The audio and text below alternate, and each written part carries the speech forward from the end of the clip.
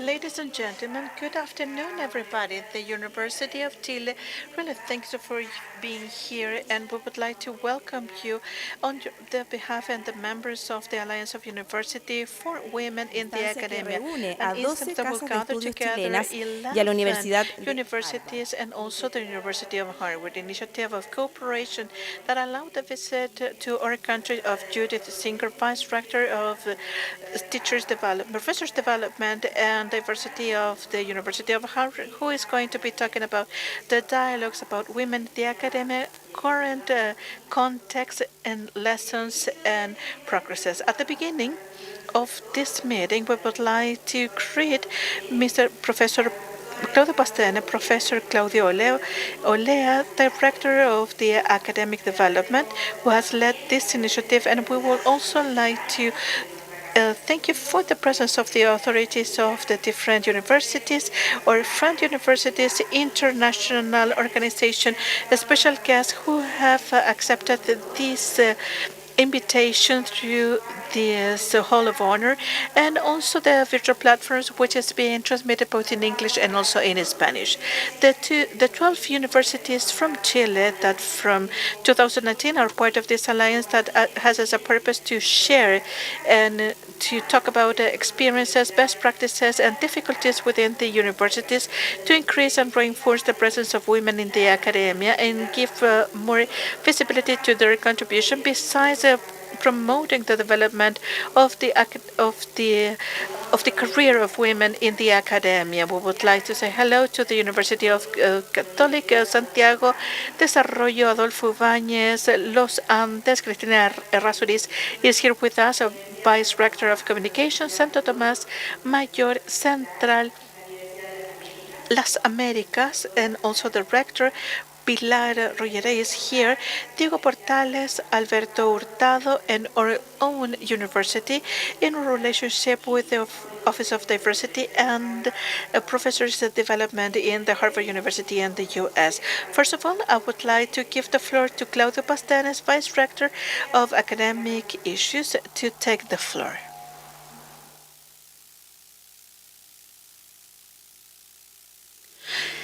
Thank you very much. I'm going to be very brief, and I would like to welcome you all, to welcome everybody, to say how happy we are with this wonderful visitor, the great opportunity of this dialogue, and the current context. I would like to say that Judith Singer has published hundreds of scientific articles in the area of education, health, and so on.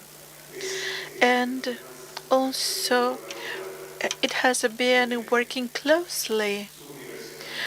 The Harvard University has been working with the vice rector, and the rector has been working in some issues that not only wants to achieve excellence but also diversity.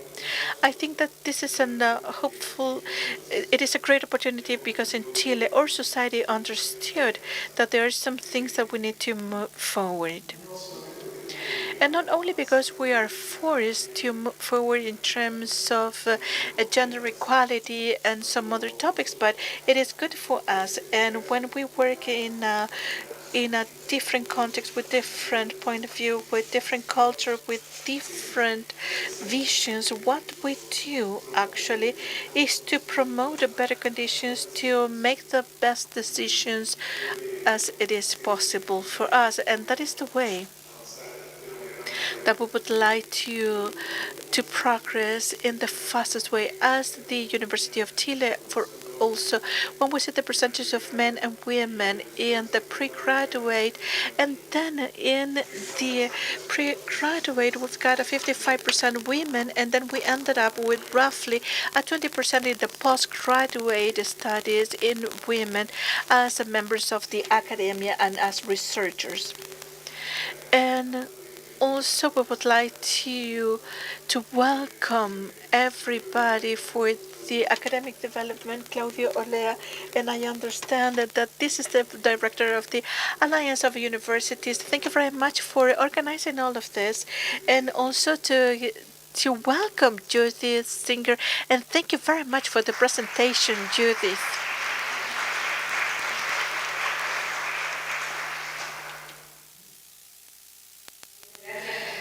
Thank you very much, Professor Pastene. And we will also have the floor for Q&A. At the beginning, you receive some cards, and you can write down your questions. And after that, we would like to receive the questions that we may have for this activity. Now I have the pleasure to invite to the floor Judith Singer, Senior Vice Rector of the Professors of Development and Diversity from the Harvard University, James Bryant Conant, Professor of Education of Harvard, and her interest in the academia are focused in improving the quantitative method used in the social investigation, educational, and behavioral. It is very well known because of her contributions to the practice of the multi-level model, the analysis of survival, and the model of individual growth in order to use some statistical method that are accessible for researchers, and she has been published in a broad variety of disciplines, including statistics, education, psychology, medicine, public health, and also she has been working in the applied longitudinal data analysis, modeling change and event occurrence, and she also received the honor mention in the American Publishing Association to the best math book and statistic in 2003. She was the first woman elected as the member of the National Academy of Education, a member of the the American Association of Statistics, and also she was elected a member of the initial class of fellows of the American Educational Research Association. In 2014, she received the Janet Award for her outstanding achievement of a woman in the science of statistics. In 2012, she was awarded with President Obama to serve as a member of the board of directors, and she has been working about the educational efficiency. She has been working in the graduate department of Harvard University. She was elected in 2001 as the James Bryant Conant. And as a vice rector, she has been working in the close collaboration with the rector and vice rector in topics of the critical development and diversity. And she has been doing a more systematic analysis about trying to guarantee higher excellence and diversity in the group of professors. She has been working as a tenure ad hoc. She is the chair of the Committee of Revision of the designation for professors by the rector, and also supervise administration of the funds allocated to facilitate the designation of the allocation of the academia members. And also it is and now I have the honor to invite Professor Singer to talk about the dialogues around women in the academia, current context, lessons, and progresses. Please, Professor, the floor is yours.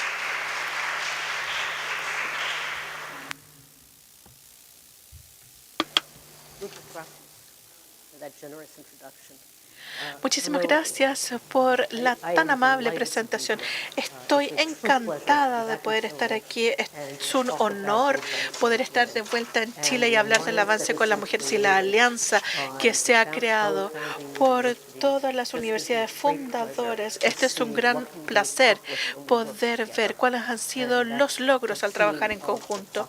Y de eso se va a tratar mi charla del día de hoy. Voy a comenzar a darles un contexto personal que es un poco, que me da un poco de vergüenza escuchar todos estos honores. So I'm going to go back in time to when I started college, which I am embarrassed to say is 50 years ago. So in 1972, when I was 3 years old, I started college. And I went to the State University of New York at Albany, which is a public university in New York. My grandparents were all immigrants. 2 of them didn't speak English. My parents were first-generation college students. And if you'd asked me then whether I'd be the senior vice provost of Harvard, I would have said, you're crazy. And as a woman who was interested in succeeding in academic life, I faced a lot of blocks that people in this room who are female may be familiar with. One of the anecdotes I want to share is one that happened to me my second year of college. I took an accounting class, and there were over 100 students in it, and 4 of the students were women. And the 4 of us sat right underneath the professor, which is where I learned to sit when I was in calculus class in high school. And the professor looked at the 4 of us and said, "What are you women doing here? You're taking up the place of men." What he didn't know is I'm going to ace that class. I am going to do so well because he's challenging my ability to be there. And I continued to face those kinds of obstacles. I had entered graduate school for my PhD at Harvard in 1976. I never had a female professor in my department, never. In fact, the department I graduated in, statistics, was the last department in the Faculty of Arts and Sciences at Harvard to tenure a woman in 2017. These are environments that are not hospitable to women. I started my academic career at the Graduate School of Education. Education schools are much more hospitable to women than other parts of the university. I started as an assistant professor. I got promoted to associate professor. You were in my class when I was an associate professor, and I was promoted to professor in 1993. Shortly thereafter, I became academic dean of the School of Education, and it was a great pleasure to move the school forward. But one of the things I realized was we were not doing, even at the School of Education, enough to advance the careers of women. A colleague came into the office to say she was pregnant, and I said, "Congratulations." And she said, "What are you going to do about my teaching for the next semester?" And I said, "I gave you congratulations." She said, "Well, what am I supposed to do? I'm pregnant, I'm going to be giving birth during the semester, and what am I going to do the next semester?" And the university's answer was nothing. Absolutely nothing. Until, you see that little thing dancing around, in 2005, the president of Harvard, then president of Harvard, Larry Summers, made what, for anybody of a certain age will remember, were very famous remarks about why there was so underrepresentation of women in academia. And Larry is not sexist, I just have to say that, but he advanced a number of theories which included the possibility that women just weren't good enough.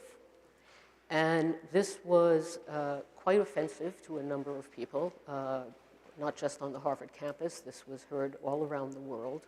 And in response, he set up a task force on women. And he appointed the only female dean at that time, that was Drew Faust, who went on to become Harvard's president, to lead the task force. And the major recommendation of the task force was to create the office that I head. I'm actually the second senior vice provost. My predecessor was a woman named Evelyn Hammonds, who did the job for 2.5 years before she was appointed to be dean of Harvard College. And I've been in this role for 15 years. So I've given talks in Chile about 5 years ago, 6 years ago, but one of the pleasures of preparing this talk was to be able to take this long view over this 15-year period and see what the university has been able to accomplish with the help of so many people. This is a team sport. We have to work together to focus on the advancement of women. It is a job for women, and it is a job for men, and it's a job for trans, and it's a job for everybody. So I'm going to share some lessons. My first lesson is that diversifying the faculty takes time. This is a very hard message for students to hear. So we have master's students who are in school for 1 year, and they want change now.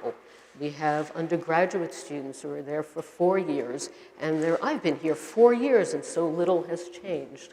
So this is the distribution of the percentage of, the red line is women. It's up from 19% to 29% of our tenured faculty over this period from before my office was started to today. We're also in the United States very interested in faculty of color and ensuring that more faculty of color are on the faculty. So that's up from 11% to 22% over that same period. And if you look at both women and faculty of color were actually at 44%, which is rather remarkable given that less than 15 years ago we were at 28%. That's our tenured faculty. Those are our permanent faculty members. The picture about our tenure-track faculty, our younger, newer faculty, is much, much better. You can see that all of those curves are going upwards. For women, it is now about 45% total women among our tenure-track faculty.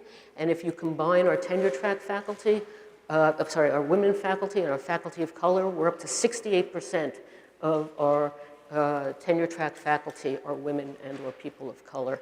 That's the hope for the future, because these younger people are the ones who are going to move into the professoriate.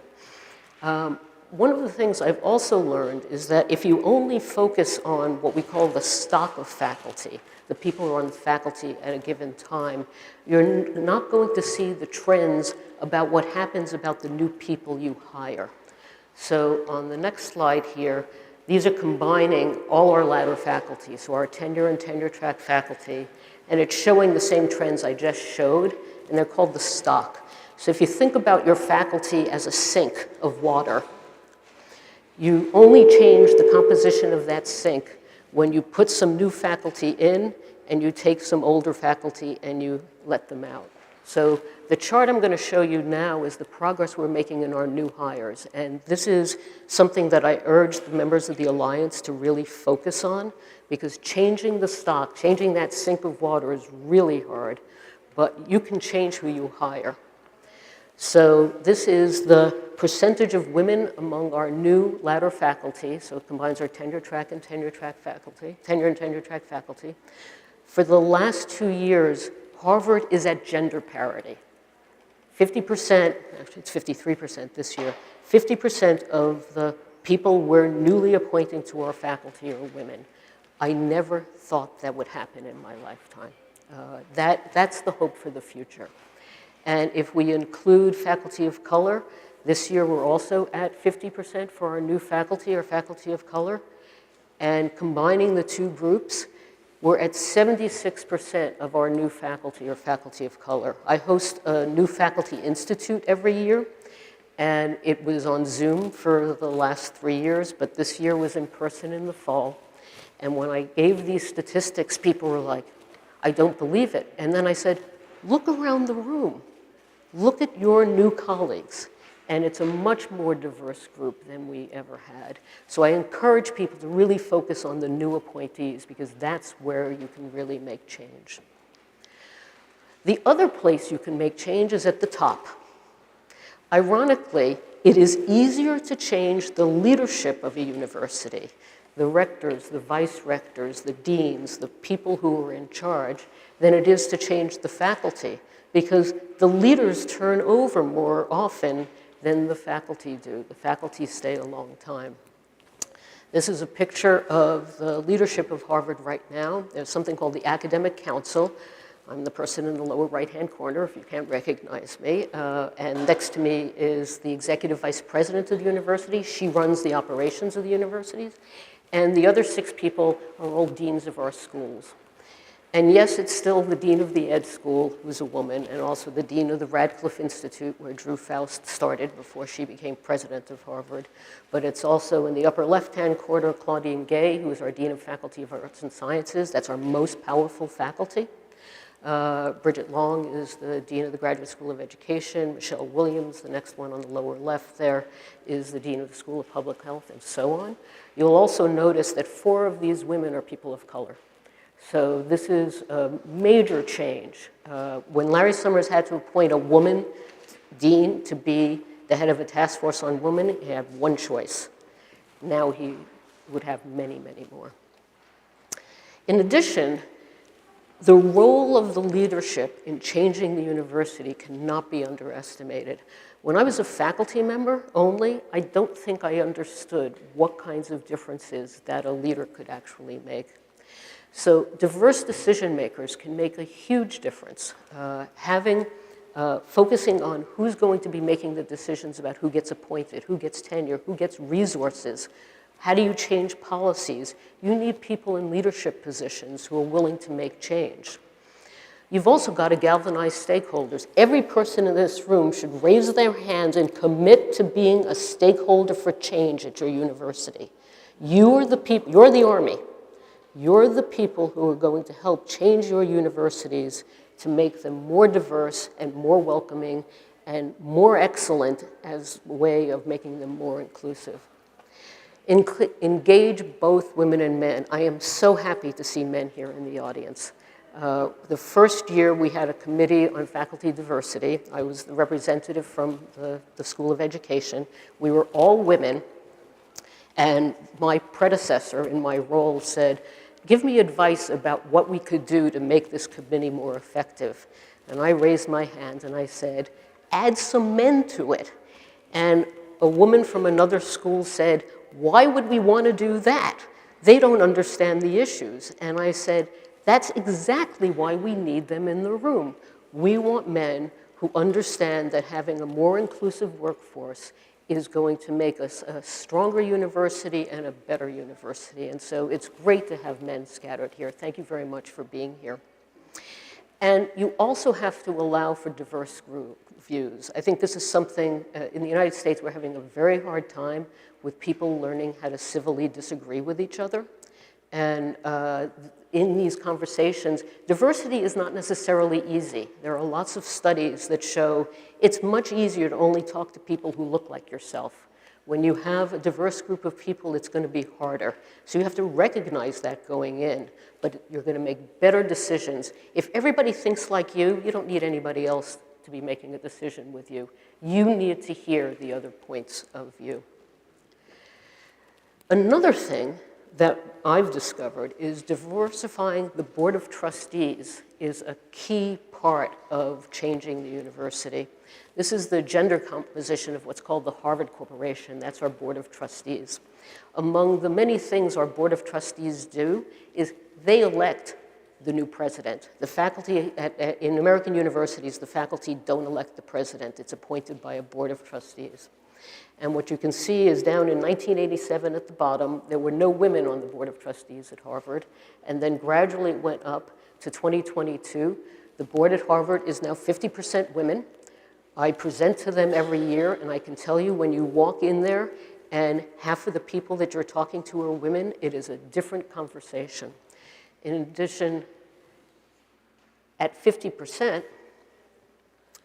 the chair of the board of trustees of Harvard, Penny Pritzker, who is a woman, she is called the senior fellow. We still have very gendered language. Really, Spanish is very gendered, but Harvard has very gendered language. She's the senior fellow. And less than a month ago, this is a picture I took at the announcement that Claudine Gay, our dean of our Faculty of Arts and Sciences, is going to become the next president of Harvard. I'm choking up. It's really an impressive thing. And so we can make change if we change the people who make the decisions. Ivy League newsflash. The Ivy League are the 8 most selective schools in the United States. They're also among the oldest, so it's Harvard, Princeton, Yale, University of Pennsylvania. As of July 1st, 5 of the 8 Ivy League presidents will be women. These almost all were all-male schools. This is Chris Paxson, who's the president of Brown, Martha Pollack, who's the president of Cornell. Liz McGill just became the president of Penn a year ago. Sion Bialik is about to become the president of Dartmouth. And with Claudine Gay, we're at 5 of 8. And the question mark under Columbia is they're doing a search for the next president. They're the only Ivy League school that has never had a female president. They're going to be under intense pressure.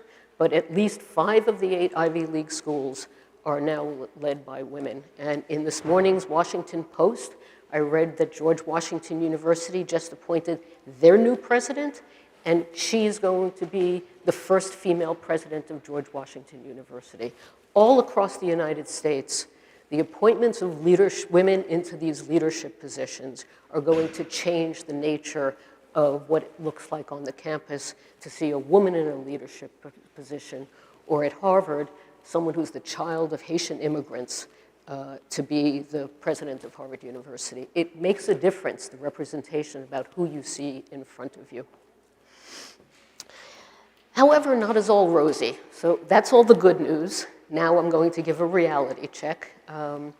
One of the things my office is deeply committed to is regularly assessing gender differences in work-life climate, in work climate on campus, what happens at home, and using data to speak truth to power, because it's very hard to disagree when you present data. So we present data from faculty climate surveys that we do periodically to our colleagues to help them understand what's the lived experience of female and male faculty in their departments. So these are some data from a set of questions about inclusion and belonging.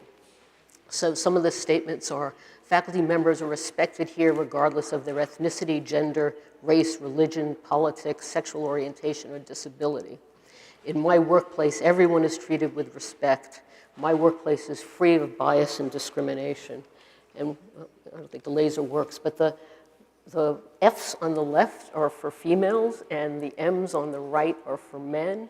And in almost every single domain, the female faculty do not describe their workplaces as free from bias at the same rates that the male faculty do.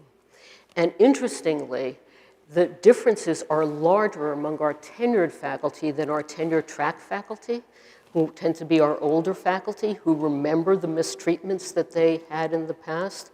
I take some comfort in seeing that among our tenure-track faculty, the gender differences are getting smaller, because that gives me hope that the climate is going to change as the folks on the faculty are more egalitarian in their emphasis. It's not only what happens at work, it's also what happens at home. So we asked for time use studies of how our male faculty and our female faculty spend their time. Not surprisingly, having a child and having a young child is a big predictor of that. So on the bottom axis, you can see at the left-hand side, it's faculty who have no children, going all the way over to the right to faculty who have a young child who's probably in childcare. You can see that hours working goes down when you have young children, but it's the same for men and women. So that's quite, it's heartening that there's no gender difference there. But when you look at time spent on household duties, our female faculty with young children are spending an extra hour a day on household responsibilities in comparison to their male counterparts. We also asked, how much time do you spend sleeping? And that's the same. And then we asked, how much time do you spend on leisure activities? And men on average spend about 3 hours more a week on leisure activities than their female counterparts. We also ask about stress.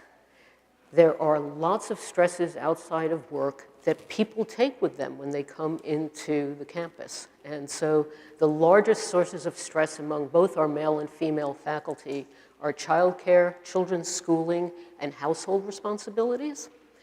But in all of those domains and in all of the other domains, women are more likely to report large sources of stress from these domains. So in every way on the home front, despite the egalitarian push towards representation of women on the campus and having men spending more time on their family responsibilities, and I have these data longitudinally, the gender gaps are closing, but they're not closing completely. Women are facing a lot more at home.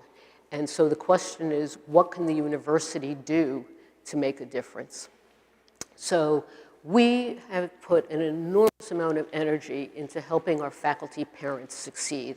We think this is key to trying to make up some of the gender gaps. When the person I described came to me in 2001 and said, I'm having a baby, and what are you going to do? And I said, nothing. Now we give paid parental leave, we give tenure clock extensions. These are all gender neutral. In fact, all our family-friendly policies have to be gender neutral by US law. But because of the differences that I showed on the prior slide in terms of the stresses that women face and the increased amount of household responsibilities, even though they're gender neutral, the people who are benefiting more from these policies are our female faculty in comparison to our male faculty. And if we help some men stay home with their young kids, we're very happy about that too. So we think all of that is a good message. Obviously, COVID has been devastating to the entire world, and people on tenure clocks have faced a lot of stresses. We were talking earlier about people who were in labs and couldn't go do lab work for a year. The effects of COVID on faculty progress are going to be felt for many years to come, even if hopefully we'll reach a point when we can say the pandemic is over. The effect on faculty careers is going to have a long tail. Everyone who's in a decision-making position needs to remember that faculty who lived through that 2 to 3 year period had an effect on their work productivity that is going to stay with them for many years to come. We've also been trying to work to improve the supply of childcare. We have 6 on-campus childcare centers. We're opening up a 7th one in the fall. We have 450 slots. About half of our faculty with young children bring their kids to work. It's wonderful for everybody on the campus to see faculty parents rolling their kids in strollers into the childcare center. It's great for the undergraduates, it's great for the graduate students and the postdocs to see that faculty actually have lives and the campus will work with them to support them. We also give portable childcare scholarships. Childcare is in complete crisis in the United States. It's unbelievably expensive and the system of providing it has broken down. It was breaking before COVID and it broke during COVID. All the childcare teachers in our childcare centers are qualified to teach in the public school system that pays more money. They stay in childcare as a labor of love. So we're working hard to shore up our childcare centers and also make it possible for people to pay. And then the last 2 programs are not very expensive, but they're enormously powerful. This Dependent Care Travel Fund. So what we observed is that women were less likely to go to conferences and less likely to drive or fly across the ocean, as I just did, to go give a talk in Chile. So if you have dependent care needs, if you're a single parent and you have a 13-year-old, we will pay you to hire someone to stay with your 13-year-old at home so he or she can continue to go to school and you can go to a conference. If you need to take your baby along, we'll pay your babysitter to fly and stay in the conference so that you can attend the conference. And these research enabling grants are for people who do field work. So if you need to go to another setting to do field work and collect data, we will subsidize the cost of you either bringing a child care provider over with you or hiring a child care provider locally so that you can do your work while you're doing your research. And my last lesson here is harnessing the power of peer leadership networks. We have contact with our institutional peers on a regular basis. We are competitors. We are fierce competitors. We often try to steal each other's faculty. But when I call up my counterpart and ask, how do you handle fill in the blank? Behind closed doors, not in public, behind closed doors, people will share advice about how to address the challenges of diversifying the faculty and dealing with challenges on the campus. The peer networks are really powerful for our dual career couples. So there's a lot of research, and we have a lot of evidence from Harvard, that academics tend to be married to other academics, whether they're faculty or people in research positions. And so we created, in addition to the networks that we have nationally, we have a Metro Boston faculty affairs group. And when we have a spouse or partner who is looking for a job, we post resumes and we talk to each other about, is it possible that you might have a position? We saw that a position was advertised in this person's field. Will you help get this person interviewed and have a conversation? Often it's that little bump, that little thing that says, pay attention to this candidate. And it's also mutual. We do the same thing for the other universities as well. We're very interested in helping them out. And tomorrow, a subset of people here, plus some others, are going to come for information sharing. Information sharing with hard data is extremely powerful. I'm going to show you a graph that does not have real data on it because I am not allowed by the bylaws of our cooperative agreements to show you these graphs. But we show graphs like this, and Harvard is the second school on this list here. This is some data on gender, but it's not real data, so I'm not going to actually describe it. But we show graphs like this all across the campus, and we're allowed to show it to leadership by identifying the schools. So I can't share the graphs that we use because these are confidential information, and we've all agreed that none of us would share it publicly. But we do share it on our campus, and our deans are intensely interested in how their school is doing in comparison to their peer institutions. And every year we actually ask our deans to identify specific schools in the United States that they see as their peers. So when they're looking at a graph from Harvard Medical School, they're looking at medical schools that they think are their peers, and Harvard Business School is looking at business schools that they think are their peers. I want to end by talking about one of our new priorities, which is combating sexual harassment in the academy. In 2019, the National Academy of Science, U.S. National Academy of Science, Engineering, and Medicine issued a report on sexual harassment in the academy. You can download this report for free from the U.S. National Academy's website. It is well worth reading. It is horrifying to read the stories of sexual harassment and the effects on the advancement of women in academia. They established what's called an action collaborative for preventing sexual harassment in higher education. Harvard is a charter member of this group.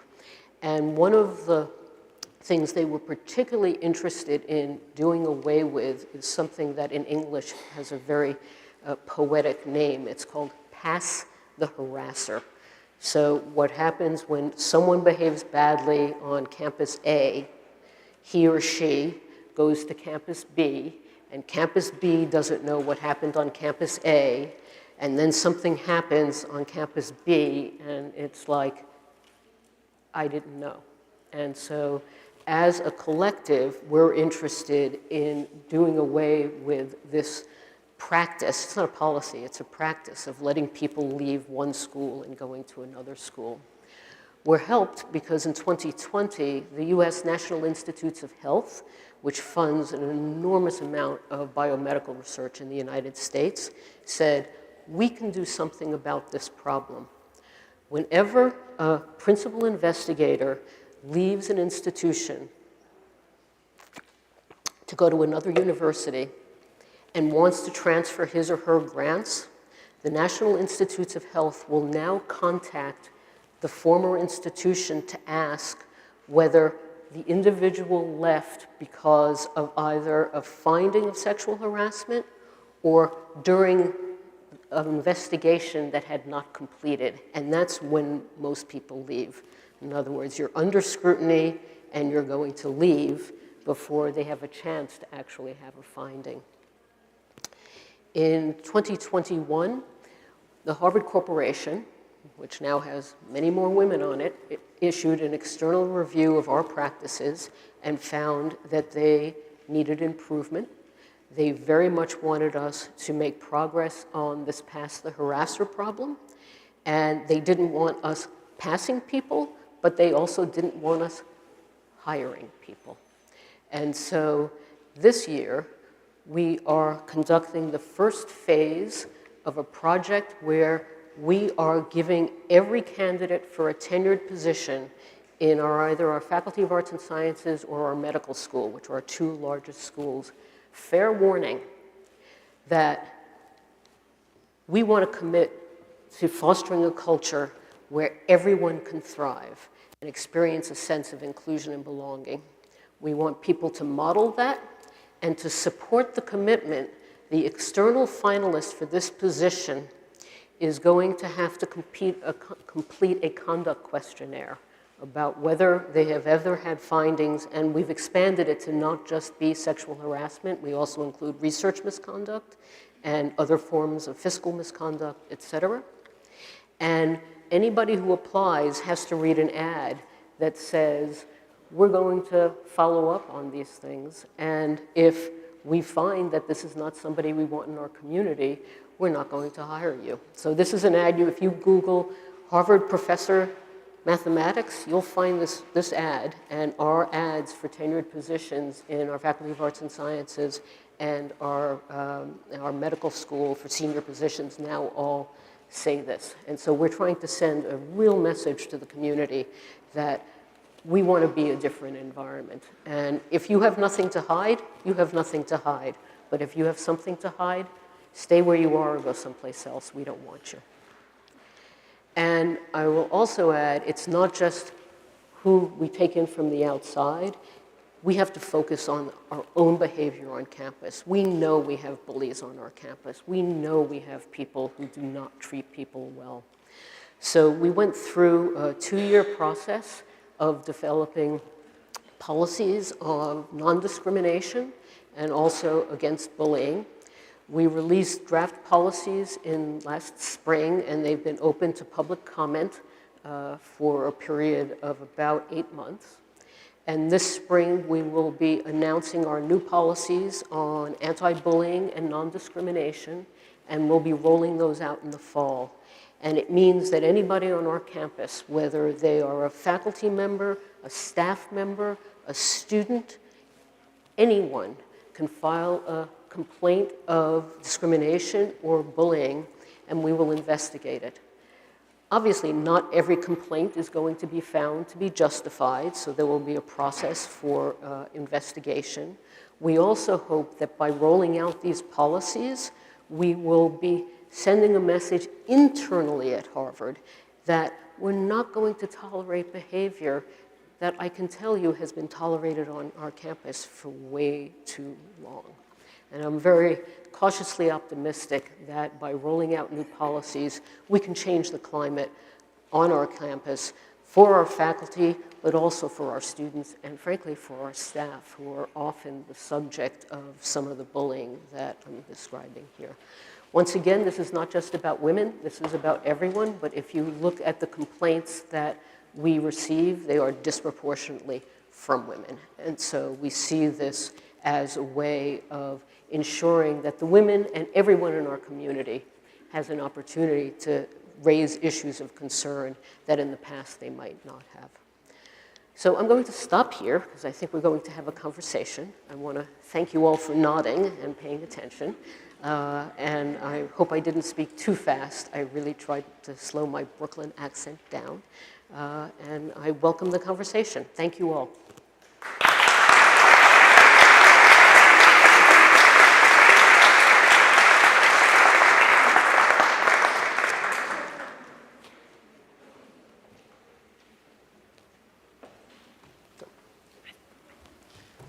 Am I supposed to sit down? Okay. Le agradecemos a la profesora Singer por esta interesante Much for the interesting lecture and her kind words. And now Carmen Andrade from Universidad de Chile. And now we would like to invite you to come back by starting with a dialogue together with Claudio Olea, director from the University of Chile, Professor Judith. Please, the floor is yours.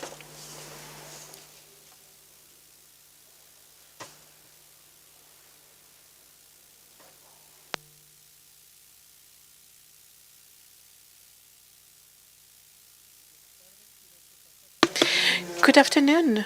I would like to invite Paula Danke, Director of the Linked with the Environment from Universidad del Desarrollo, Camila Fredes, a professional from our university who has been working in the INESA project to develop research from our academia.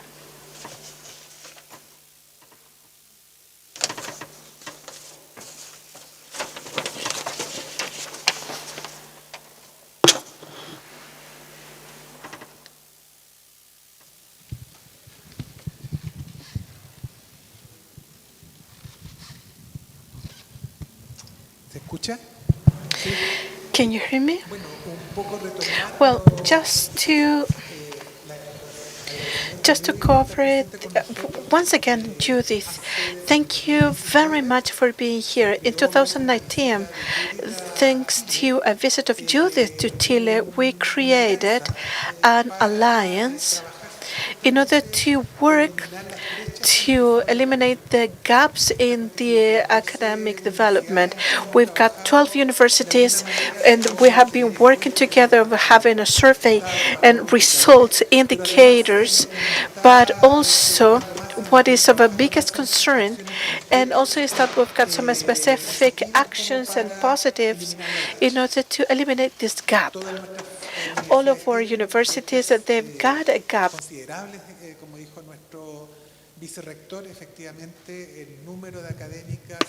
So we can see the number of the members of the academia, and also the tenures that we've got are quite low, which within a 25 or a 28%, which is not as different from other places in the world and the so-called countries of the first world. So that is why we've got certain cases that we can have an economic drive. So the idea of this panel, Judith, is to do some questions about what you were showing, but also about the experiences that we've got at this university, and then we can have some sort of a debate. So my name is Bueno, Paula. primero Yes. que todo, ¿se escucha o no? Can you hear me? Sí, no. Yes. Yes, we can hear you. Primero que todo, Judith, muchas First of gracias all, por Judith, tu thank you exposición. very Creo much for que your es información presentation. muy I relevante think para todos los que the estamos information presentes that you aquí. provided is key for Yo all traje una of the ones pregunta who are here. que viene I también brought a question realizada no tan solo that por mí, sino it que is not por only un equipo by de investigadoras myself, que en but la a universidad group que of está trabajando researchers, temas de mujeres and hace the algún university tiempo. has been working on Y es some lo topics siguiente. about women. En base a su And experiencia, based on your experience and beyond the political considerations and the concept, do you think that having the debate on the empowerment of women and the focus of gender in the academy is going to be reinforced when we see that is going to include some minorities, such as the gender or race minority, as indigenous peoples as well? In other words, what are the practical advantages and challenges or difficulties do you think that this will be in terms of the causes about women and also regarding the minorities? So that has to do with the validation of the feminist studies or the positioning of women in the academia. Thank you.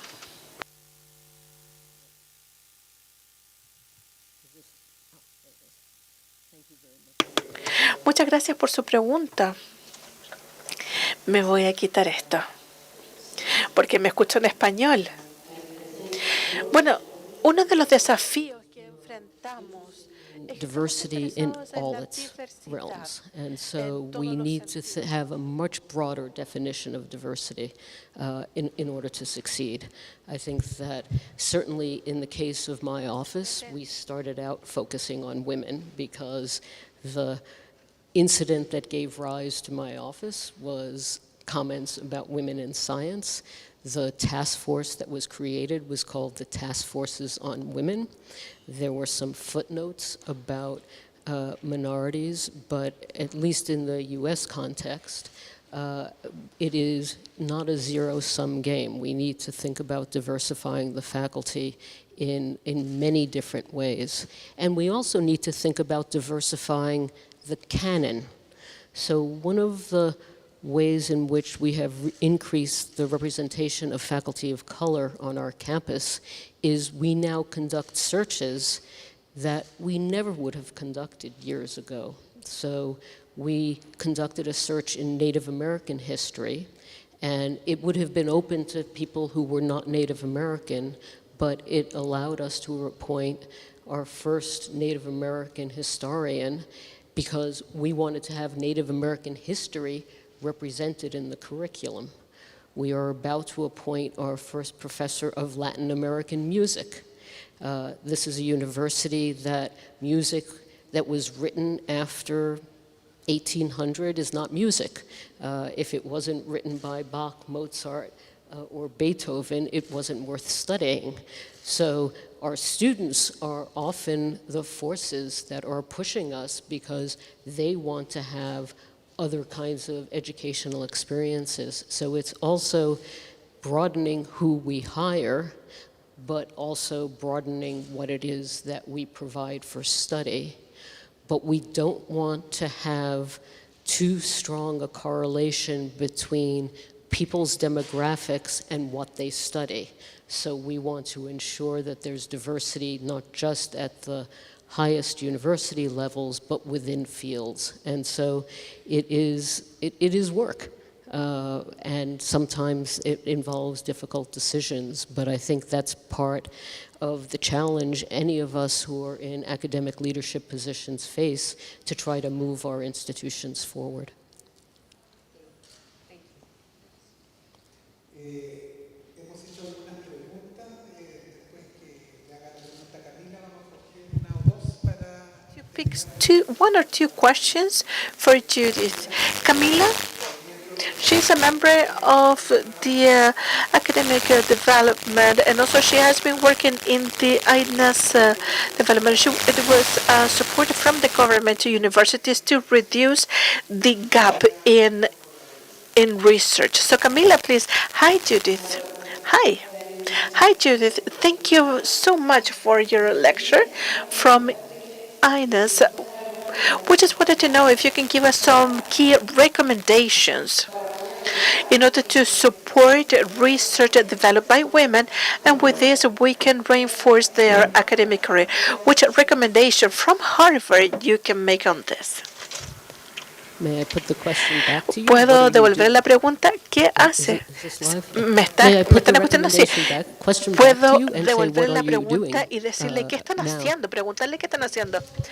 The innovation in the INES, it is a project of innovation in the higher education, which is trying to develop capabilities to make the gender perspective universal, and also to reinforce the area of research. We understand that research, at least for the gender area, is not only we need to make them to be women doing research, but also the kind of research that we're doing.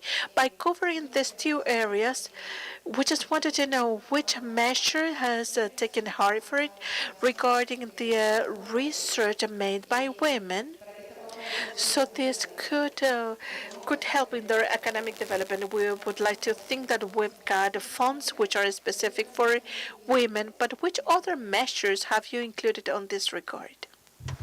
So we look at Bueno, productivity nosotros vemos a la of our women productividad faculty, de las and we profesoras use mujeres. metrics that are Utilizamos common métricas for que son looking comunes at al productivity poder in ver terms la of productividad en publications términos and de las research grants publicaciones, and things of the like. investigación y But cosas we de ese also estilo. have Pero we también have a committee on women, gender, and sexuality, which includes researchers who are studying gender issues and workplace development and women in the workplace and gender discrimination.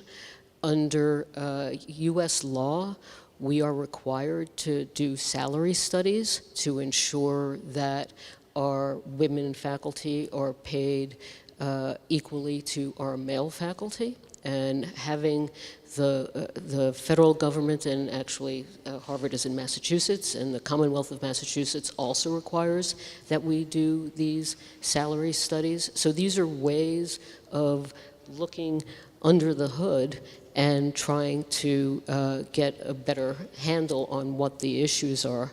In addition, our professional schools have lots of research programs that are focused on women. So our Kennedy School of Government has something called the Women in Public Policy Program, and it is designed to increase the representation of women in public policy positions. Our Harvard Business School has a whole variety of gender initiatives that are designed to increase the advancement of women in the business world. Harvard Harvard Medical School has a similar set of programs that look at gender differences in health and, frankly, the racial disparities in health, which are enormous in the United States in terms of access to health care. There was a study that just came out just a week ago about the increased mortality among women of color giving birth relative to white women. So we have lots of people all over the campus who are looking at gender issues and issues of other diversity as a way, through their research lens, as a way of providing evidence to show that we have made progress. We have to celebrate the progress we have made, but we also have to say there is much more work to be done. Thank you. ¿Hay alguna pregunta? Parece que ahí viene. Tenemos un modelo hombre ahora.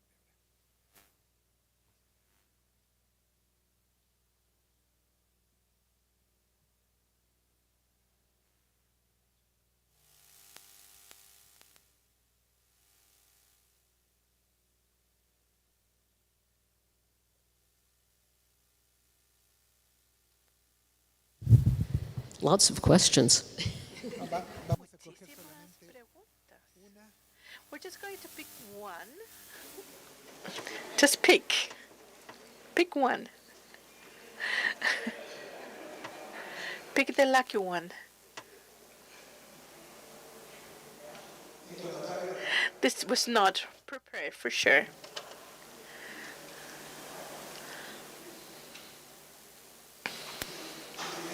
And of course, I didn't bring my glasses, so I cannot read it. I'm sorry, I've got mine.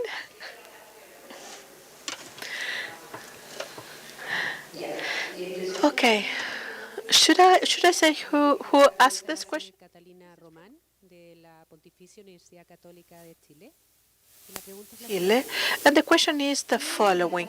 Do you believe that the lack of training in sexual education will have an impact in the numbers of sexual harassment? How can we apply this in the public policies? So I think combating sexual harassment on our campuses and in our workplaces is going to take a multi-pronged approach. This is not you put a policy in place and the problem is solved. This is something that is going to take a lot of education.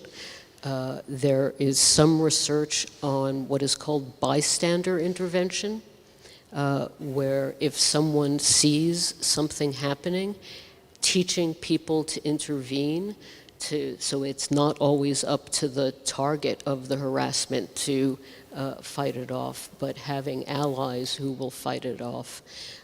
It also happens, sadly, in our undergraduate dormitories.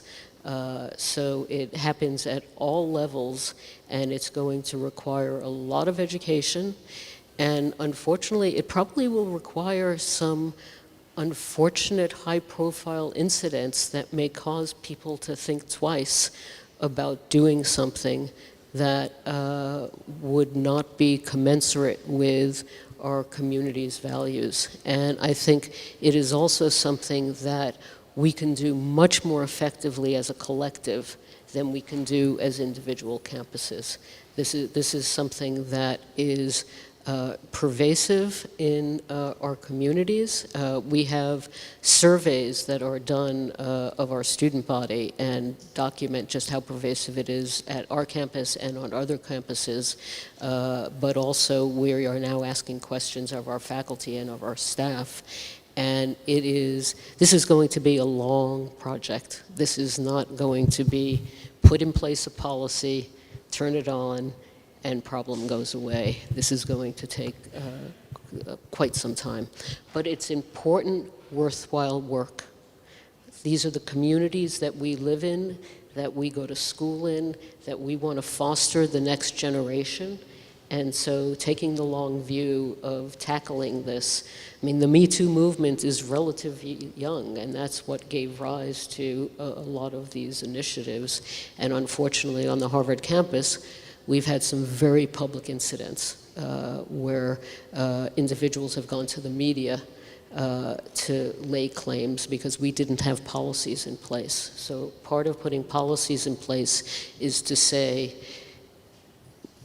come, we will work with you on addressing these issues. But it's going to be a long project. Ok, muchas gracias.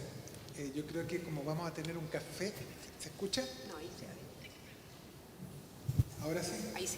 Ahí tenemos conversaciones más extendidas con Have Judith. a coffee now, and so we can ask Judith some other questions, but we heard that you love photography, so we would like to give you this present from a Chilean photographer, Domingo Ulloa, for you to take it as a souvenir from all his photographs, but also for you to take notes.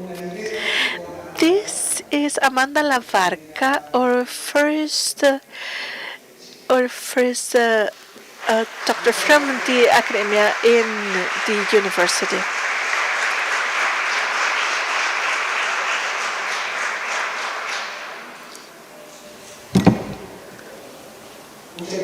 So thank you very much. And just to finish, we are going to sing the university's anthem.